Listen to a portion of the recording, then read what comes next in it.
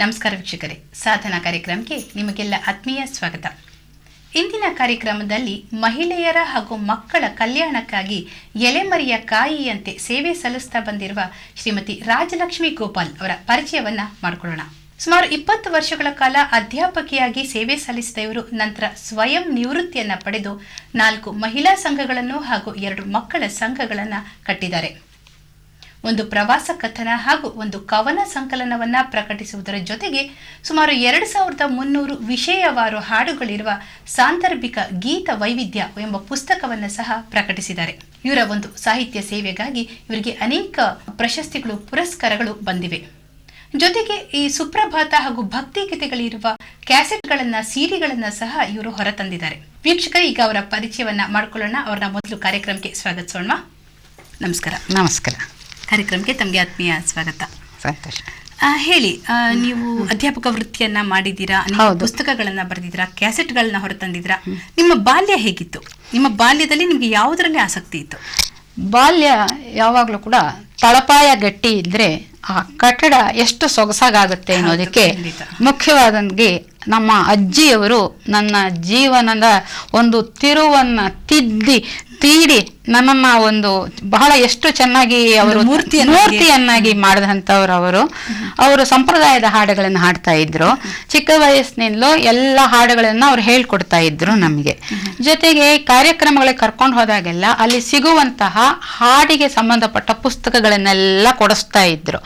ಹೀಗಾಗಿ ನನಗೆ ನಾನು ಹಾಡು ಅನ್ನೋದು ಒಂದು ಥರದ ನನ್ನಲ್ಲಿ ಒಂದು ಹಾಬಿ ಅನ್ನೋದಕ್ಕಿಂತಲೂ ಅದು ಮೈಗೂಡಿಸ್ಕೊಂಡು ಬಂದಂತಹ ಒಂದು ಪ್ರವೃತ್ತಿ ಅಂತ ನಾವು ಹೇಳೋದಕ್ಕಿಂತಲೂ ಅದೊಂದು ವೃತ್ತಿಯೇ ಆಗಿ ಈಗ ನಾನು ಆ ಕ್ಷೇತ್ರದಲ್ಲಿ ಕೆಲಸವನ್ನು ಮಾಡ್ತಾ ಇದ್ದೇನೆ. ಇದಕ್ಕೆ ಗುರು ಕರುಣೆ ಅನ್ನತಕ್ಕಂಥದ್ದು ಬಹಳ ಮುಖ್ಯ. ನಾನು ಸರ್ಕಾರಿ ಬಾಲಕಿಯರ ಪಾಠಶಾಲೆಯಲ್ಲಿ ಚನ್ನಪಟ್ಟಣದಲ್ಲಿ ಓದಬೇಕಾದ್ರೆ ಶ್ರೀಮತಿ ಹೇಮಾವತಿ ಎನ್ರಾವ್ ಅನ್ನತಕ್ಕಂತಹ ಗುರುಗಳು ನನ್ನ ಒಂದು ಆತ್ಮ ಭರವಸೆಯನ್ನು ಮೂಡಿ ನನ್ನ ಒಂದು ಜೀವನಕ್ಕೆ ಒಂದು ಕಟ್ಟಡದ ಒಂದು ಅಸ್ಥಿಭಾರದಿಂದ ಮೇಲಕ್ಕೆ ಎತ್ತಂಥವ್ರು ಅವರು. ನಂತರ ಸಂಗೀತ ವಿದ್ವಾನ್ ಶ್ರೀ ಸಿ.ವಿ. ನಾಗರಾಜರವರು ಅವರ ಬಳಿ ನಾನು ಸಂಗೀತವನ್ನು ಕಲಿತೆ. ಅದರಿಂದ ನನಗೆ ಈ ಕ್ಷೇತ್ರದಲ್ಲಿ ಮತ್ತಷ್ಟು ಅಭಿವೃದ್ಧಿ ಹೊಂದೋದಕ್ಕೆ ಮತ್ತೊಂದು ಅಭಯ ಹಸ್ತ ನನ್ನ ಸಂಗೀತದ ಗುರುಗಳು.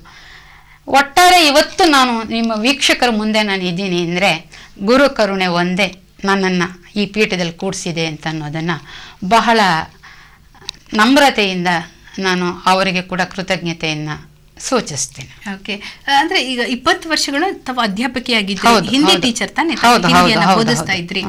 ಹೇಳಿ, ತಾವು ಸ್ವಯಂ ನಿವೃತ್ತಿಯನ್ನ ಯಾತಕ್ಕೆ ತಗೊಂಡ್ರಿ ಅಂತ?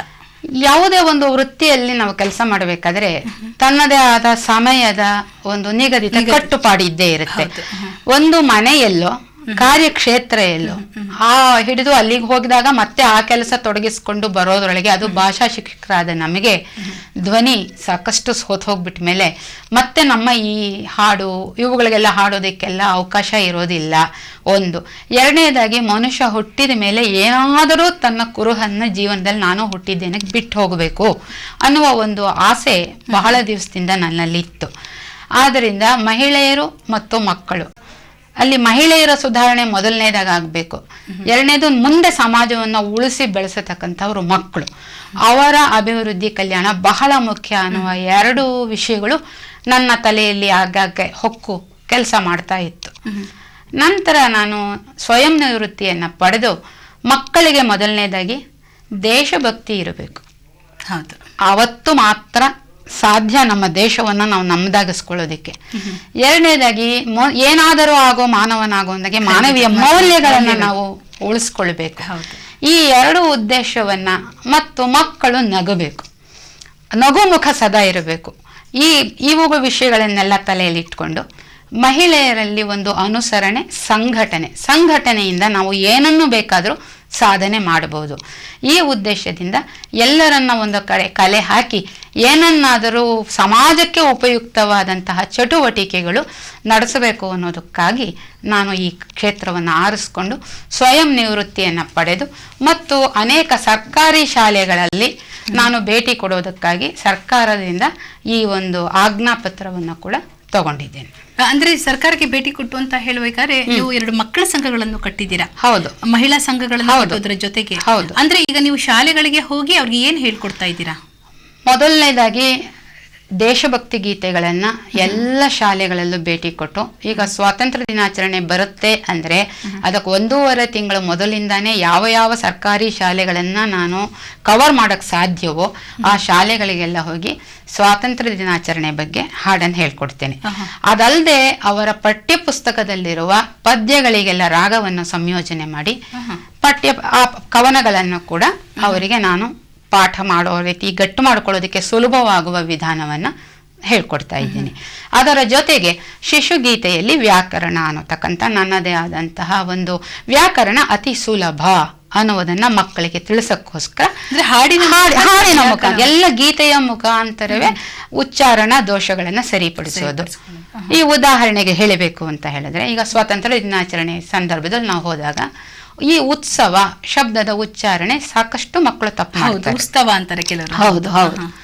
ಆಗ ಸ್ವಾತಂತ್ರ್ಯದ ದಿನ ಇಂದು, ನಮ್ಮ ಸ್ವಾತಂತ್ರ್ಯದ ದಿನ ಇಂದು, ಭಾರತ ದೇಶದ ಸ್ವಾತಂತ್ರ್ಯೋತ್ಸವ ಸಂತಸ ತಂದಿದೆ ಎಲ್ಲರಿಗೂ ಹೇಳ್ಕೊಡೋದು. ಗಣರಾಜ್ಯೋತ್ಸವದ ಸಂದರ್ಭದಲ್ಲಿ ಹೋದಾಗ ಗಣರಾಜ್ಯೋತ್ಸವ ಗಣರಾಜ್ಯೋತ್ಸವ ಗಣರಾಜ್ಯೋತ್ಸವ, ಈ ದಿನವೂ ಭಾರತ ಮಾತೆ ಪುಣ್ಯ ಪ್ರಣೀತೆ, ಎಂದೆಂದಿಗೂ ನೀ ಸ್ವತಂತ್ರಳು ಗಣರಾಜ್ಯೋತ್ಸವ. ಆತರ ಆ ಉತ್ಸವ ಅನ್ನೋ ಶಬ್ದ ಬರಬೇಕು. ಹಾಡುಗಳನ್ನು ನೀವೇ ಕಟ್ಟಿರ್ತೀರಾ? ಇದನ್ನ ಎಲ್ಲ ನಾನು ಕಟ್ಟಿದ್ದು ಅಂತಲ್ಲ, ಕೆಲವು ಕಡೆ ಕೇಳಿದ್ದನ್ನು ಕೂಡ ನಾನು ಇದನ್ನ ತಗೊಂಡಿದ್ದೀನಿ. ಮ್ಯೂಸಿಕ್ ಅದಕ್ಕೆ ಸಂಗೀತ ಸಂಯೋಜನೆ ನಾನು ಎಲ್ಲ ಒಂದ್ ಕಡೆ ಕೇಳಿರ್ತೀನಿ. ನನ್ನದೇ ಆದಂತಹ ಒಂದು ಅನಿಸಿಕೆ ಅಂದ್ರೆ, ನನ್ಗೆ ಎಲ್ಲಿ ಕೇಳಿರ್ತೀನೋ ಅದರಂತೆ ನನಗೆ ಹಾಡಕ್ ಬರಲೇಬೇಕು ಅನ್ನೋ ನಿಯಮವನ್ನು ನಾನು ಇಟ್ಕೊಂಡಿಲ್ಲ. ಸಾಹಿತ್ಯ ನನಗೆ ಸಿಕ್ಕರೆ ನನ್ನದೇ ಆದಂತಹ ದಾಟಿಯಲ್ಲಿ ನಾನು ಹಾಡ್ತೀನಿ. ನಿಮ್ಮದೇ ಆದ ದಾಟಿಯಲ್ಲಿ ಹಾಡ್ತೀನಿ ಅಂತ ಹೇಳ್ತಾ ಇದ್ದೀರಾ. ಅದಕ್ಕೆ ನಿಮ್ಗೆ ಸಂಗೀತ ಜ್ಞಾನ ಬೇಕಾಗುತ್ತೆ. ಹೇಳಿ, ನೀವು ಸಂಗೀತವನ್ನು ಕಲ್ತಿದ್ದೀರಾ? ಹೌದು, ಶಾಸ್ತ್ರೀಯ ಸಂಗೀತವನ್ನ ನಾನು ಸೀನಿಯರ್ ಪಾಸ್ ಮಾಡಿದ್ದೀನಿ. ಪ್ರೊಫಿಷಿಯನ್ಸಿಗೆ ಪಾಠ ಆಗಿತ್ತು. ಅಷ್ಟರಲ್ಲಿ ಮತ್ತೆ ನಾನು ಓದೋದಕ್ಕೆ ಬೇರೆ ಊರಿಗೆ ಹೋಗ್ಬೇಕಾಗಿ ಬಂದಿದ್ರಿಂದ ನನ್ನ ಸಂಗೀತ ಕಲಿಕೆ ಅಲ್ಲಿಗೆ ನಿಂತು ಹೋಯ್ತು. ಓಕೆ, ಇವಾಗ ಮಕ್ಕಳ ಸಂಘಗಳನ್ನ 2 ಕಟ್ಟಿದ್ರಾ, ಮಹಿಳಾ ಸಂಘಗಳನ್ನ ಕಟ್ಟಿದ್ರಾ? ಹೇಳಿ, 4 ಮಹಿಳಾ ಸಂಘಗಳಲ್ಲಿ ಏನೇನು ಚಟುವಟಿಕೆಗಳನ್ನ ನಡೆಸ್ತಾ ಇದ್ದೀರಾ? ಮಹಿಳಾ ಸಂಘದಲ್ಲಿ ಇವತ್ತು ನಮ್ಮ ಸಂಪ್ರದಾಯ ಉಳಿಬೇಕು. ಸಂಪ್ರದಾಯದ ಹಾಡುಗಳನ್ನು ಮುಖ್ಯವಾಗಿ ಹೇಳ್ಕೊಡ್ತಾ ಇದ್ದೇನೆ. ಫಲವ ನೆರೆದರು ಭಕ್ತಿಲಿ ಫಲವ ನೆರೆದರು, ಲಲನೆ ಮುಖಿಯರು ಅರ್ಥಿಯಲಿ ಫಲವ ನೆರೆದರು, ಫಲವ ನೆರೆದರು, ಕಾಸು ಹಣವ ತಂದರು, ಕೂಸಂಹಸೆಗೆ ಕರೆದರು, ಸುವಾಸಿನಿಯರ್ ನೆರೆದರು, ಕೂಸಿನ ತಲೆ ಮೇಲೆ ಎರೆದರು. ಇದೆಲ್ಲ ನಮ್ಮ ಸಂಪ್ರದಾಯ. ಇದು ಯಾವುದು ಬಿಟ್ಟು ಹೋಗಬಾರದು. ಆದ್ರಿಂದ ಇಂತಹ ಹಾಡುಗಳನ್ನ ಮದುವೆಗಳಲ್ಲಿ ಹಾಡತಕ್ಕಂತಹ ಎಲ್ಲ ಶಾಸ್ತ್ರದ ಹಾಡುಗಳನ್ನು ಕೂಡ ಮಹಿಳಾ ಮಂಡಳಿಗಳಲ್ಲಿ ನಾನು ಇದನ್ನ ಪ್ರಚಾರವನ್ನ ಮುಖ್ಯವಾಗಿ ಮಾಡ್ತಾ ಇದ್ದೇನೆ.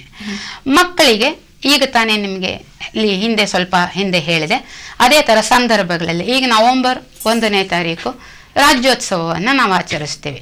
ಅವತ್ತು ಕರುನಾಡ ಗೀತೆಗಳು ಅಂದ್ರೆ ಕರ್ನಾಟಕಕ್ಕೆ ಸಂಬಂಧಪಟ್ಟಂತಹ ಗೀತೆಗಳ ಸಾಹಿತ್ಯಗಳನ್ನು ನಾವು ಪರಿಚಯ ಮಾಡಿಸೋದು ಅದರ ಉದ್ದೇಶವಾಗಿರುತ್ತೆ. ಆಗ ಬೆಳಗ್ಗೆ ನೋಡಿದ ತಕ್ಷಣ ರಾಜ್ಯೋತ್ಸವದ ಶುಭೋದಯ, ನಾಡಿನ ಜನತೆಗೆ ನವೋದಯ, ನಮ್ಮಿ ಸಂಸ್ಕೃತಿ ವೈವಿಧ್ಯಮಯ, ಸರ್ವಧರ್ಮಗಳ ಸಮನ್ವಯ ಹೇಳ್ಬಹುದು. ಈಗ ಗಾಂಧಿ ಜಯಂತಿ ಮುಂದೆ ಬರ್ತಾ ಇದೆ.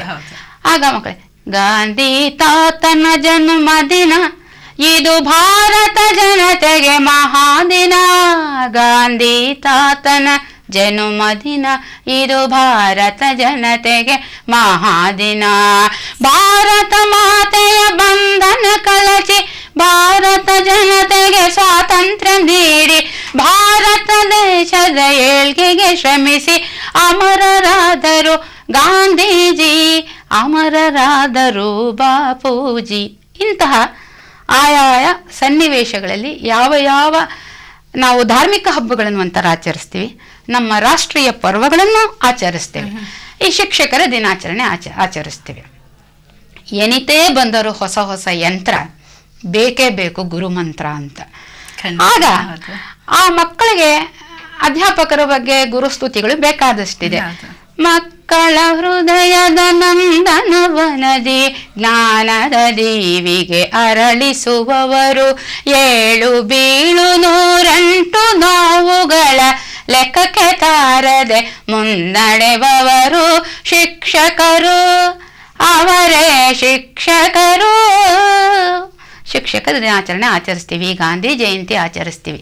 ಇಂತಹ ಸಂದರ್ಭಗಳಲ್ಲಿ ಹಾಡುವ ಸಾಹಿತ್ಯ ನಮ್ಮಲ್ಲಿ ಅನೇಕ ಇದೆ. ಆಯಾಯ ಸಂದರ್ಭಕ್ಕೆ ಅದನ್ನೇ ಹಾಡಬೇಕು ಅನ್ನುವ ಒಂದು ವಿಷಯವನ್ನ ನಾನು ಸಮಾಜಕ್ಕೆ ತಿಳಿಸಕ್ಕೆ ಬಹಳ ಇಷ್ಟಪಡ್ತೇನೆ. ಸಂಘಗಳಲ್ಲಿ ನೀವು ಇಂಥ ಕೆಲಸವನ್ನ ಮಾಡ್ತಿದ್ದೀರಾ, ಆದ್ರೆ ಬಟ್ ಇದು ಎಲ್ಲ ಜನರಿಗೂ ಇದು ಗೊತ್ತಾಗ್ಬೇಕು ಅನ್ನೋ ಒಂದು ಉದ್ದೇಶದಿಂದ ನೀವು ಒಂದು ಪುಸ್ತಕವನ್ನ ಮಾಡಿದ್ದೇನೆ. ಸಾಂದರ್ಭಿಕ ಗೀತ ವೈವಿಧ್ಯ ಅನ್ನುವ ಪುಸ್ತಕವನ್ನ ಹೇಳಿ ಅದರ ಬಗ್ಗೆ. ಸಾಂದರ್ಭಿಕ ಗೀತ ವೈವಿಧ್ಯದಲ್ಲಿ ಬಹಳ ನಾನು ಕೆಲಸ ಬಿಟ್ಟ ಮೇಲೆ 3.5 ವರ್ಷಗಳ ಕಾಲ ಈ ಪುಸ್ತಕವನ್ನ ರೂಪ ತರೋದಕ್ಕೆ ಬಹಳವಾಗಿ ನಾನು ಶ್ರಮ ಪಟ್ಟಿರೋದು.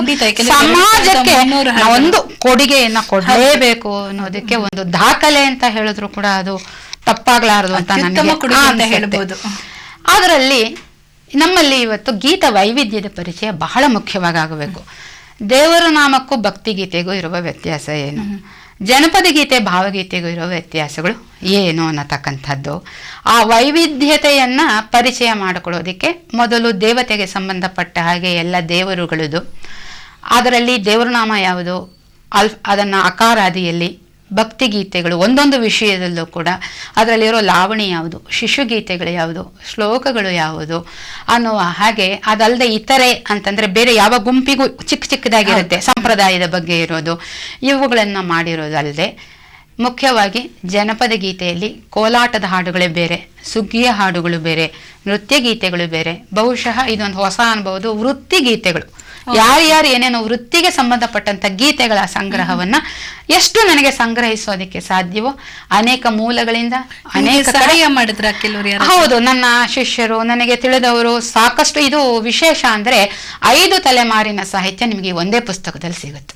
5 ತಲೆಮಾರಿನ ಸಾಹಿತ್ಯ ಒಂದ್ ಕಡೆ ಸಿಗೋದು ಬಹಳ. ನಿಮ್ಮಲ್ಲಿ ಬಹಳಷ್ಟು ಇತ್ತೇನೆ, ಯಾಕಂದ್ರೆ ನೀವು ಹೇಳಿದ್ರೆ ನೀವು ಚಿಕ್ಕವರು ಇದ್ದಾಗ ನಿಮ್ಮ ತಾಯಿಯವರು ನಿಮ್ಗೆ ಹೇಳ್ಕೊಡ್ತಿದ್ರು. ಹೌದು, ನಮ್ಮ ಅಜ್ಜಿಯವರು ಕಲ್ತಿದ್ದು ಸುಮಾರು ಹಾಡುಗಳನ್ನ ನಾನು ಕೆಲಸ ಬಿಟ್ಟ ಮೇಲೆ ಮೊದಲನೇದಾಗಿ ಮಾಡಿದ ಕೆಲಸ ಆ ಚೀಟಿಗಳಿಗೆಲ್ಲ ಜೀವ ಕೊಟ್ಟಿದ್ದು. ನಾನು ಹಿಂದಿ ಶಿಕ್ಷಕಿ, ಸಂಗೀತದ ಆ ವಿಷಯದ ಬಗ್ಗೆ ನನಗೇನು ಅಲ್ಲಿ ಹೆಚ್ಚು ಅವಕಾಶ ಇರಲಿಲ್ಲ ನನ್ನ ಉಪಯೋಗಿಸ್ಕೊಳ್ಳೋದಿಕ್ಕೆ. ಆಮೇಲೆ ನಾನು ಆ ಚೀಟಿಗಳಿಗೆಲ್ಲ ಮರೆತು ಬಿಡ್ತೇನೆ ಅಂತ ಹೇಳಿ ಸುಮಾರು 78 ಗಂಟೆಗಳ ಕಾಲ ನನ್ನ ಮನೆಯ ಕ್ಯಾಸೆಟ್ನಲ್ಲಿ, ಇದರಲ್ಲಿ ಟೇಪ್ ರೆಕಾರ್ಡರಲ್ಲೇನೆ ಶಾಸ್ತ್ರೀಯ ಸಂಗೀತವನ್ನು ಹೊರತುಪಡಿಸಿ ಇದಿಷ್ಟರ ರಾಗ ಮತ್ತು ಸಾಹಿತ್ಯವನ್ನು ಉಳಿಸಕ್ಕೆ ಮೊಟ್ಟ ಮೊದಲ ಪ್ರಯತ್ನ ಮಾಡಿದೆ. ಆಮೇಲೆ ಗೀತೆಗಳನ್ನ, ಭಾವಗೀತೆನೆಲ್ಲ ಒಂದು ಪುಸ್ತಕದಲ್ಲಿ ಬರೆದೆ, ಜನಪದ ಗೀತೆನೆಲ್ಲ ಒಂದರಲ್ಲಿ ಬರೆದೆ. ಹೀಗೆ ಭಾಗ ಮಾಡಿ ಆ ಧ್ವನಿ ಮುದ್ರಣ ಮಾಡಬೇಕಾದ್ರೆ ಪುಸ್ತಕದಲ್ಲಿ ಇಂಥ ಕ್ಯಾಸೆಟ್ನಲ್ಲಿ ಬದಿಲಿ ಇಂತಿಂತ ಹಾಡು ಹಾಡಿದ್ದೀನಿ, ಆ ಹಾಡು ಯಾವ ಗುಂಪಿಗೆ ಸೇರಿದ್ದು ಅನ್ನೋದನ್ನು ಆವಾಗಲೇ ಕ್ಲಾಸಿಫಿಕೇಶನ್, ಇಂಥ ಸೈಡ್ನಲ್ಲಿ ಇಂಥ ಹಾಡಿದೆ ಅನ್ನೋದನ್ನ ನಾನು ಮಾಡಬೇಕಾದ್ರೆ ಅದಾದ್ಮೇಲೆ ಅಕಾರಾದಿ ಮಾಡಿ ಅದ್ರ ಜೊತೆಗೆ ಇದೆಲ್ಲ ಮಾಡ್ಕೊಂಡು ಮೊದಲಿಂದ ಹಂತವಾಗಿ ಮಾಡ್ಕೊಂಡು ಹೋಗಿದ್ದು ಈ ಪುಸ್ತಕವನ್ನ ಹೊರತರೋದಿಕ್ಕೆ ಬಹಳ ಸಹಾಯ ಆಯಿತು. ಇದರಲ್ಲಿ ದೀಕ್ಷಿತರು ನವಾವರಣ ಕೃತಿಗಳನ್ನ ತಂಜಾವೂರಿನ ಬಳಿ ಇರತಕ್ಕಂಥ ಕಮಲಾಂಬ ನವಾವರಣವನ್ನ ಸಂಸ್ಕೃತದಲ್ಲಿ ರಚನೆ ಮಾಡಿದ್ದಾರೆ. ಆ ರಚನೆಗಳಲ್ಲಿ ಆಯಾ ವಿಭಕ್ತಿ ಪ್ರತ್ಯಯಗಳಲ್ಲಿ ಆಯಾ ಕೃತಿಗಳ ರಚನೆ ಆಗಿದೆ. ನನಗೆ ಈ ಶ್ರೀರಂಗಪಟ್ಟಣದ ಬಳಿ ಗಂಜಾಂನಲ್ಲಿ ನಿಮಿಷಾಂಬ ದೇವಸ್ಥಾನ ಇದೆ. ಯಾಕೆ ನಿಮಿಷಾಂಬ ಬಗ್ಗೆ ಒಂದು ನವಾವರಣ ಕೃತಿಯನ್ನು ನಾನು ಕನ್ನಡದಲ್ಲಿ ರಚನೆ ಮಾಡಬಾರ್ದು ಅನ್ನುವ ಒಂದು ಅನಿಸಿಕೆ ಬಂದಾಗ, ಯಾವ ತಿಥಿಯಿಂದ ಪ್ರಾರಂಭವಾಗುತ್ತೆ ಅದೇ ಅಕ್ಷರವನ್ನೇ ಹೆಚ್ಚು ನಾನು ಬಳಕೆಯಲ್ಲಿ ಮಾಡಿ ಈ ನವಾವರಣವನ್ನು ರಚನೆ ಮಾಡಿದೆ. ಉದಾಹರಣೆಗೆ ಪಾಡ್ಯದ ದಿವಸ ಪರಮ ಪಾವನಿ ನಿಮಿಷೇಶ್ವರಿಯೇ ಪವಾಡವನು ನೀ ಪಾಡಿಸೋ, ಪಾಡ್ಯದ ದಿನ ಪ್ರಾರ್ಥಿಪನಮ್ಮ ಪಾರ್ವತಿ ದೇವಿಯೇ ಪಾಲಿಸೋ ಅಂತ ಹಾಡಿದ್ರೆ, ಬಕುತಿಯಲ್ಲಿ ಭಜಿಸುತ್ತಿಹೆ ಭಾರತಿ ಭಾರ್ಗವಿ ಭಂಡಾಸುರ ಭಂಜನಿ ಭಗಮಾಲಿನಿ ನಿಮಿಷೇಶ್ವರಿ ಬೇಡುವೆನು ಬಿದಿಗೆ ಎಂದು ಭಾಗ್ಯದಾಯಿನಿ. ತಪ್ಪುಗಳ ಒಪ್ಪಿಸುವೆ ತನು ಮನವರ್ಪಿಸುವೆ ನಿಮಿಷೇಶ್ವರಿ.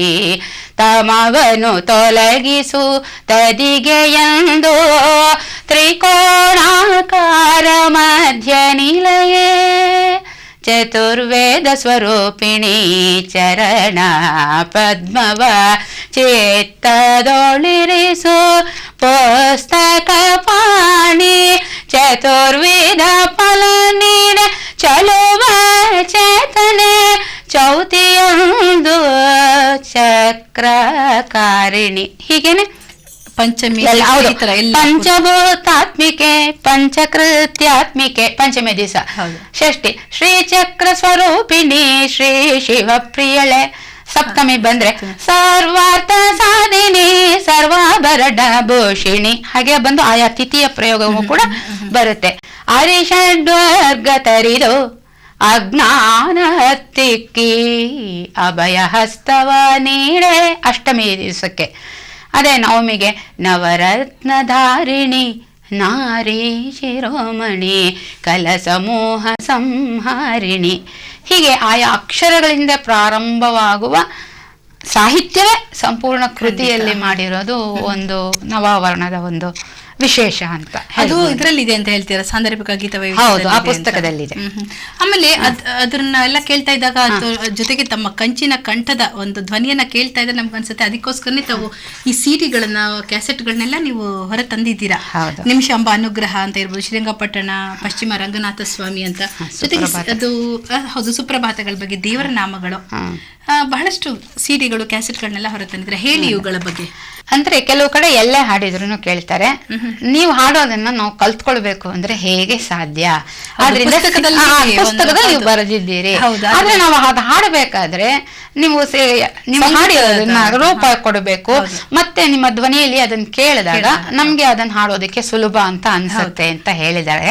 ಆದ್ರೆ ಇಡೀ ಪುಸ್ತಕವನ್ನ ಮಾಡೋದು ಬಹಳ ಆರ್ಥಿಕವಾದಂತಹ ಮುಗ್ಗಟ್ಟಿನಿಂದ ಮಾಡಕ್ ಸಾಧ್ಯ ಇಲ್ಲ.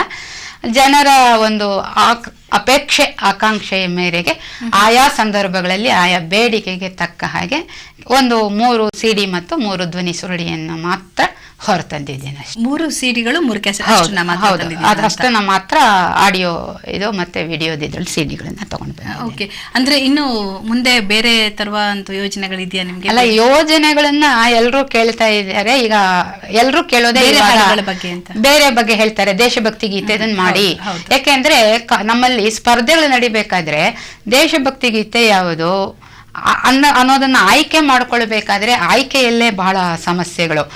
ಭಾರತ ದೇಶದ ಬಾನಿನಲ್ಲಿ ಒಂದು ಸಾಲು ಬಂದ ತಕ್ಷಣನೇ ಅದನ್ನ ಮಕ್ಕಳು ದೇಶಭಕ್ತಿ ಗೀತೆ ಅಂತ ತೀರ್ಮಾನ ಮಾಡ್ಬಿಡ್ತಾರೆ. ತೀರ್ಪುಗಾರ್ತಿಯಾಗಿ ಅನೇಕ ಕಡೆ ನಾನು ಕೆಲಸವನ್ನ ಮಾಡಿದ್ದೇನೆ.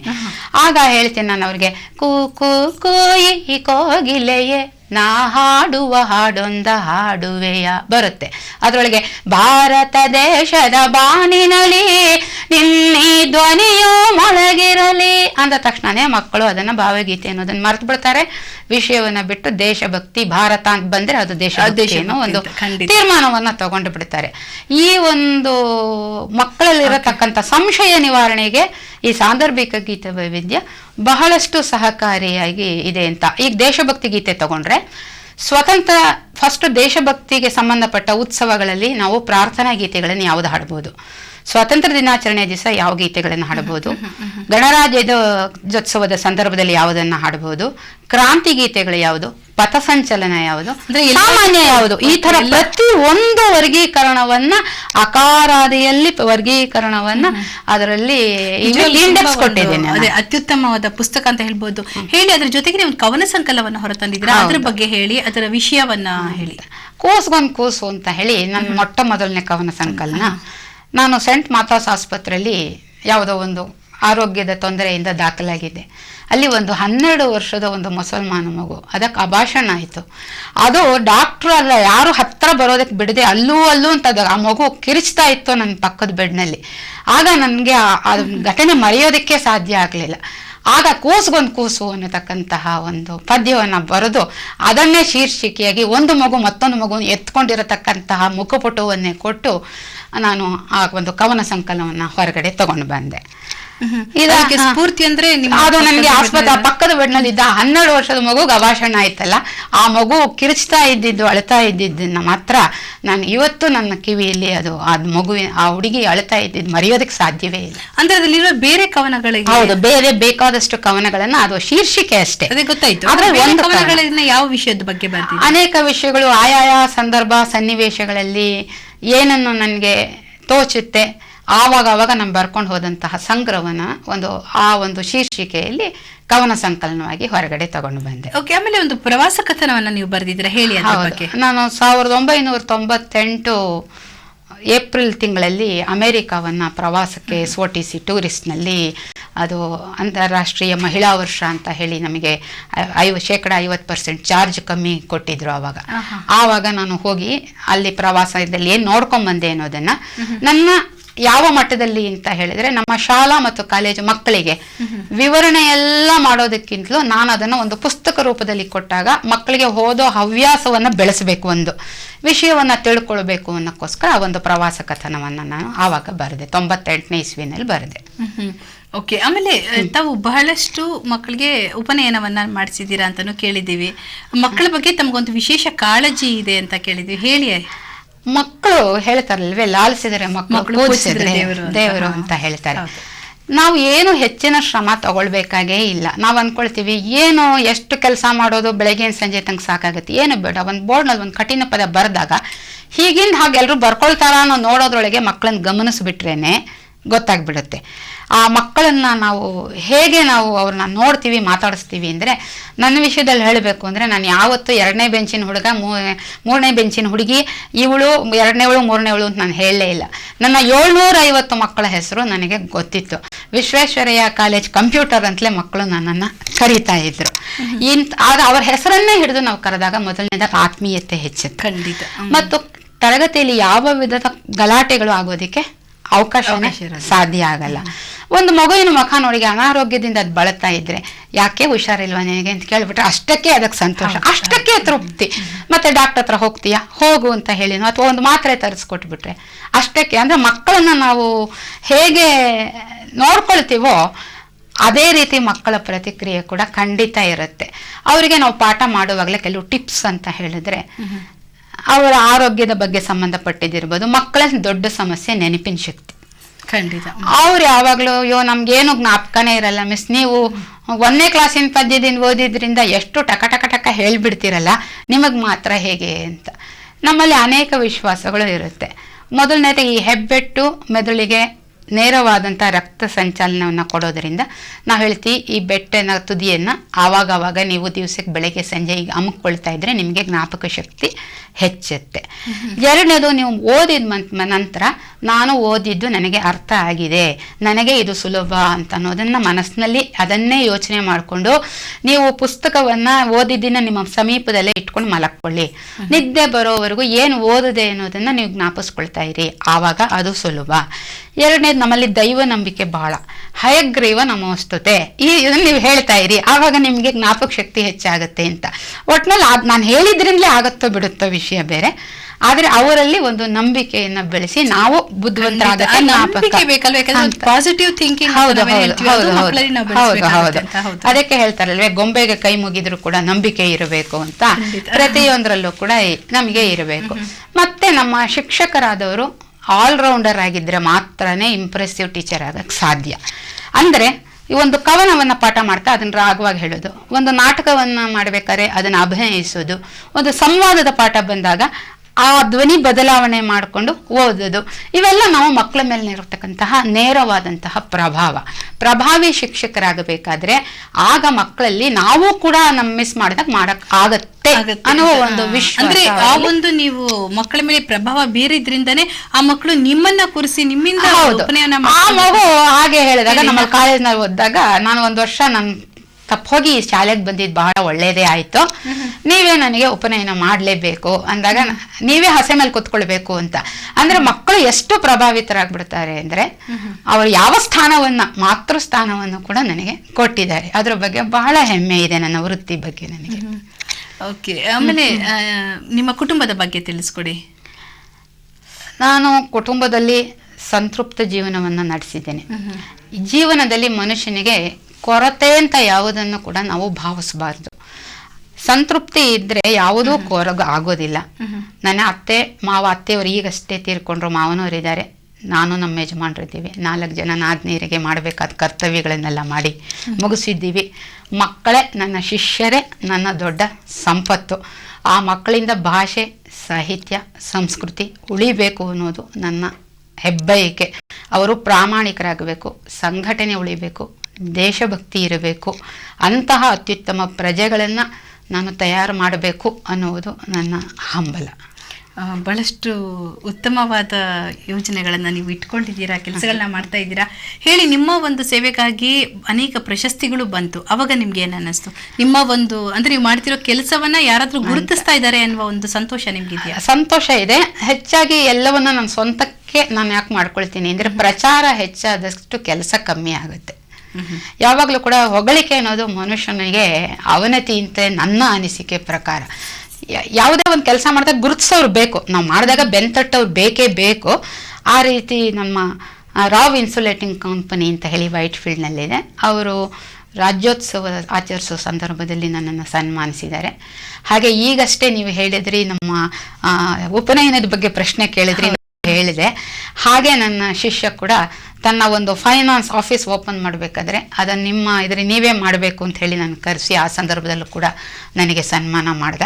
ಅಂದರೆ ಮಕ್ಕಳನ್ನು ಈ ಎರಡೂ ಕಡೆಯಿಂದಲೂ ಪ್ರೀತಿ ಅನ್ನತಕ್ಕಂಥದ್ದು ಹರಿದ್ರೆ ಅದು ಬಹಳ ಚೆನ್ನಾಗಿರುತ್ತೆ, ಸೊಗಸಾಗಿರುತ್ತೆ ಅಂತ ನನ್ನ ಅಭಿಪ್ರಾಯ. ಓಕೆ, ಕಾರ್ಯಕ್ರಮ ಮುಗಿಸುವಂಥ ಸಮಯ ಆಗ್ತದೆ. ಹೇಳಿ, ನಿಮ್ಮ ಯೋಜನೆಗಳೇನಿದೆ ಮುಂದೆ, ನೀವೇನು ಮಾಡ್ಬೇಕು ಅಂದ್ಕೊಂಡಿದ್ದೀರಾ? ಸಾಧ್ಯವಾದಷ್ಟು ನನಗೆ ಏನಂದರೆ, ನಾನು ಯಾವುದೇ ಆದರೂ ಒಂದು ಸರ್ಕಾರ ಇವತ್ತು ನಾನು 20 ವರ್ಷ ಕೆಲಸ ಮಾಡಿದರೂ ಕೂಡ ನನಗೆ ಪೆನ್ಷನ್ ಕೊಡ್ತಾ ಇದೆ. ಯಾವುದೇ ಆದ್ರೂ ಆ ಹಣವನ್ನು ಕೂಡ ಹಾಗೆ ತಗೊಳ್ಬಾರ್ದು. ಆದಷ್ಟು ಮಕ್ಕಳಿಗೆ ನಾನು ಈ ಅಂಧರ ಶಾಲೆಗಳನ್ನು ಈಗಾಗಲೇ ಅರ್ಚಕರಹಳ್ಳಿ, ರಾಮನಗರ ಮತ್ತು ರಾಕುಮ್ ಬ್ಲೈಂಡ್ ಸ್ಕೂಲ್ ಇಂದಿರಾನಗರದಲ್ಲಿದೆ, ಅಲ್ಲಿಗೆ ನನಗೆ ಆದಾಗ ನಾನು ವಿಸಿಟ್ ಕೊಡ್ತಾ ಇರ್ತೇನೆ. ಈಗ ಕೆಲವರು ಈ ಮಾನಸಿಕ ಬುದ್ಧಿಮಾಂದ್ಯತೆ ಇರೋ ಮಕ್ಕಳಿಗೆ ನೀವೇನಾದರೂ ಹೇಳ್ಕೊಡೋಕ್ಕಾಗುತ್ತಾ ಅಂತ ಹೇಳ್ತಾರೆ. ಅಂದರೆ ಅದರ ಬಗ್ಗೆ ನಾನು ಸ್ವಲ್ಪ ಯೋಚನೆ ಮಾಡ್ತಾ ಇದ್ದೇನೆ. ನನಗೆ ಅಂಥ ಸಾಮರ್ಥ್ಯ ಇದೆಯೇ, ನಾನು ಮಾಡಬಲ್ಲೆ ಅಂತ.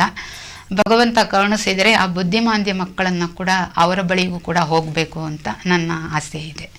ಓಕೆ, ವೀಕ್ಷಕರೇ ನೋಡ್ತಾ ಇದ್ದೀರಲ್ವಾ ಕಾರ್ಯಕ್ರಮವನ್ನ. ನಮ್ಮ ಸಂಸ್ಕೃತಿಯನ್ನ, ಪರಂಪರೆಯನ್ನ ಉಳಿಸಿಕೊಂಡು ಬರಬೇಕು ಅನ್ನುವ ಒಂದು ಒಳ್ಳೆಯ ಮಾತನ್ನ ರಾಜಲಕ್ಷ್ಮಿಯವರು ಹೇಳಿದ್ದಾರೆ. ಅದನ್ನೆಲ್ಲ ನೀವು ಪಾಲಿಸ್ತೀರಾ ಅನ್ನುವ ಒಂದು ನಂಬಿಕೆ ನಮಗಿದೆ.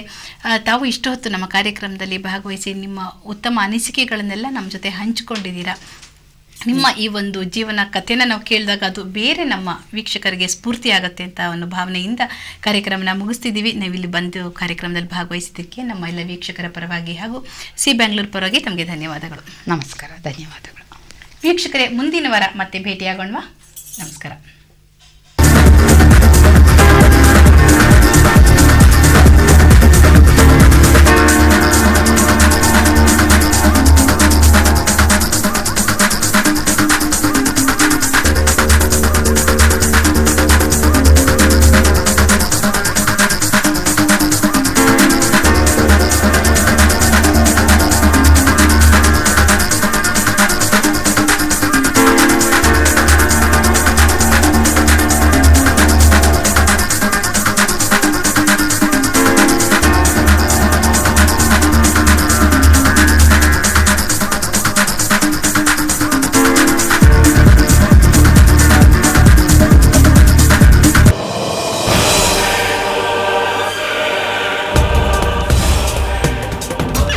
Creativity, coverage, connectivity, classical, cinema.